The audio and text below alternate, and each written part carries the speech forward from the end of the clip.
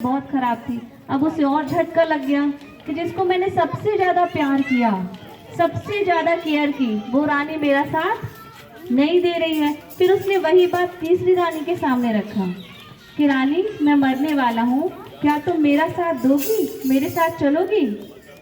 तो तीसरी रानी कहती है, राजन, दुनिया इतनी सुंदर है, मैं आपके जाने के बाद किसी और से शादी कर लूंगी, मैं क्यों मरूंगी? राजन का दिमाग खराब कि बताओ, कितना मैंने इसको संसार घुमाया, जगह जगह सब जगह लेकर गया, और ये मुझे क्या जवाब दे रही है। उसका दुख और बढ़ गया। अब वो दूसरी रानी के पास गया तो उसने कहा, रानी, मैं मरने वाला हूँ, क्या तुम मेरा साथ दोगी? तुमने हर कौन सी रानी थी? पहली रानी, जिसको वो इग्नोर कर देते थे। जब भी भोजन के लिए वो पूछती थी तो बोलते थे कि नहीं, मेरा पेट भरा हुआ है। और दूसरी रानी के पास जाके कहते, क्या बनाया है, मुझे भूख लगी है। तो उसका कोई ध्यान नहीं देते थे। वो रानी एकदम कमज़ोर हो चुकी थी, बदसूरत हो चुकी थी। जब उसने देखा तो उसे बहुत बुरा लगा कि मैंने जिसका बिल्कुल ध्यान नहीं रखा, वो रानी मेरी चिंता कर रही है, मेरे साथ जाने को तैयार है। तो आप सबको पता है, ऐसी चारों रानियां हमारे पास भी हैं।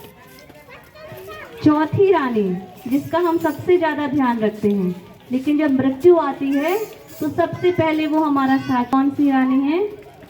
वो है हमारा शरीर।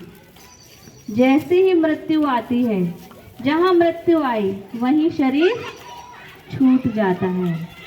तो वो चौथी रानी सबसे पहले हमारा साथ छोड़ देती है। तीसरी रानी जो बहुत खूबसूरत है, और वो क्या कहती है, मैं किसी और से शादी कर लूँगी। जैसे ही मृत्यु आती है, मृत्यु होती, हमारी प्रॉपर्टी, हमारी पोस्ट तुरंत दूसरे को मिल जाती है। क्या साथ जाती है? नहीं जाती। जो प्रॉपर्टी है वही दूसरे को दे दी जाए, जो मेरी पोस्ट है वो किसी और को शिफ्ट हो जाती है। तो वो तीसरी रानी भी हमारे साथ नहीं जाती। दूसरी रानी जो हर सुख दुख में साथ देती है, लेकिन आज साथ देने को तैयार नहीं है, वो कौन है? वो हमारे सगे संबंधी। जब मृत्यु आती है तो वो शमशान तक हमें छोड़ने जाते हैं, लेकिन हमारे साथ नहीं जाते, फिर वापस आ जाते हैं। लेकिन पहली रानी, जिस पर हमारा ध्यान बहुत कम रहता है, ना के बराबर रहता है, और वही है जो हमारे साथ जाती है, वो है हमारे संस्कार, हमारे कर्म, जिस पर हमारा टेंशन कम होता है। तो सिर्फ वही पहली रानी है जो हमारे साथ जाने वाली है। हमारा सारा समय किस में जाता है? मेरा शरीर, मेरा खान पान, मेरा घर, मेरा रहन सहन, मेरा परिवार, मेरे अपने। लेकिन मेरे अपनों के संस्कार, मेरे अपने बोल, मेरे अपने विचार, मेरे अपना जीवन, क्या इस पर हमारा ध्यान होता है? नहीं। तो जो आत्मा है, जो पॉइंट ऑफ लाइट है, वो एक शरीर छोड़ जब दूसरा लेती है तो संस्कार उसके साथ जाते हैं।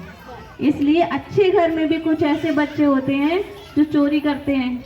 तो कहते हैं हमारे घर में सब कुछ है, फिर भी इसकी आदत है चोरी करने की। तो कहाँ से आदत गई? वो संस्कार लेकर के आए थे।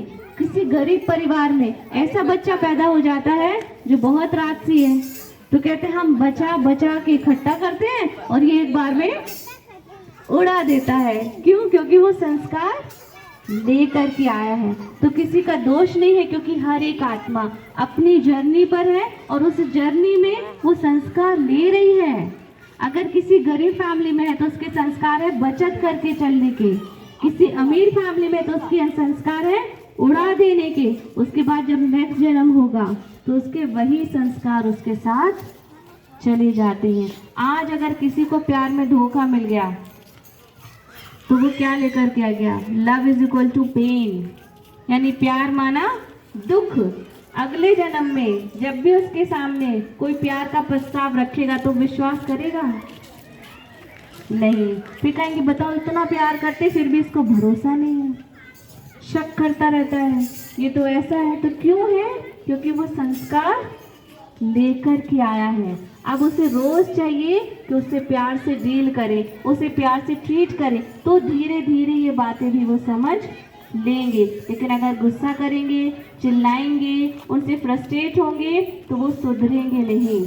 हमारे अपने हैं, हम उन्हें प्यार से डील करना पड़ेगा। तो सबसे पहला हमने जाना कि हम कौन हैं, आत्मा है। आत्मा कहाँ रहती है, मस्तक के बीच में, इसलिए माताएं बहनें बिंदी यहाँ लगाते हैं। आत्मा बहुत छोटी सी स्टार जैसी है, इसलिए आजकल बिंदी भी स्टार जैसी आ रही है, दूर से दिखती भी नहीं है, लगी भी है या नहीं लगी, इतनी छोटी सी आत्मा बिल्कुल ऐसी है, पॉइंट ऑफ लाइट, देखने में नहीं आती मगर है ना। तो ऐसा क्या शरीर से चला जाता है तो शरीर काम करना बंद कर देता है, तो वो है आत्मा। अब आत्मा का पिता कौन है, तो आज ईश्वर के नाम पे कोई कहता है कि भगवान सब में है, कोई कहता है श्री कृष्ण, श्री राम, हनुमान, ये सब भगवान हैं। कोई कहता है शिवो हम ही भगवान हैं, है ना। तो कोई कहते हैं जितने धर्म पिताएं हैं ये सभी भगवान हैं। कोई कहते हैं प्रकृति ही परमेश्वर है, और कोई कहते हैं भगवान नाम की कोई चीज नहीं, अपने कर्म ही है, वही सब कुछ है। पर कुछ तो हम पहचान पाएंगे भगवान कौन है। तो आप सभी भी, हम ये नहीं कहेंगे जो हम कहें वो आप मान लें, वैसे तो आप सभी बहुत समझदार हैं और आप मानते भी हैं, लेकिन उसको थोड़ा और स्पष्टीकरण कर दिया जाए। क्योंकि आज अगर आपका बच्चा पूछे, क्योंकि एक बार क्या हुआ, दो फैमिली, तो उसमें एक फैमिली जो कि हिंदू फैमिली है, लेकिन उनका बेटा चर्च में जाता था पूजा करने, वो बार बार चर्च भागता था। उसकी माँ परेशान हो गई कि मैं इससे कहती हूँ मंदिर चल, और वो जाके चर्च में बैठ जाता है। तो उसने बड़े से पूछा मैं कैसे बताऊं कि इसको मंदिर में जाना चाहिए।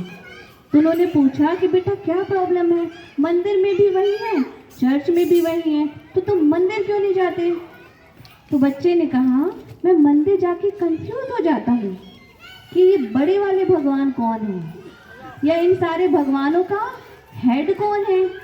क्योंकि फैमिली का भी एक हेड होता है, जिले का भी हेड होता है, देश का भी हेड होता है, लेकिन ये भगवानों के हेड कौन है, मैं कंफ्यूज हो जाता हूँ। लेकिन जब मैं चर्च जाता हूँ वहाँ तो एक ही है, और मंदिर जाता हूँ तो बहुत सारे हैं। तो आज हमारे सामने भी ये दुविधा आ सकती है कि अगर हमारे घर में बच्चे पूछे कि इनमें से भगवान कौन है, तो हम क्या कहते हैं, बेटा ये सब भगवान है, यही कहते हैं ना, ये सब भगवान है। तो कैसे मान ले, अब सब माँ है ऐसे कह सकते हैं, सब माँ समान है लेकिन माँ तो एक ही होगी ना।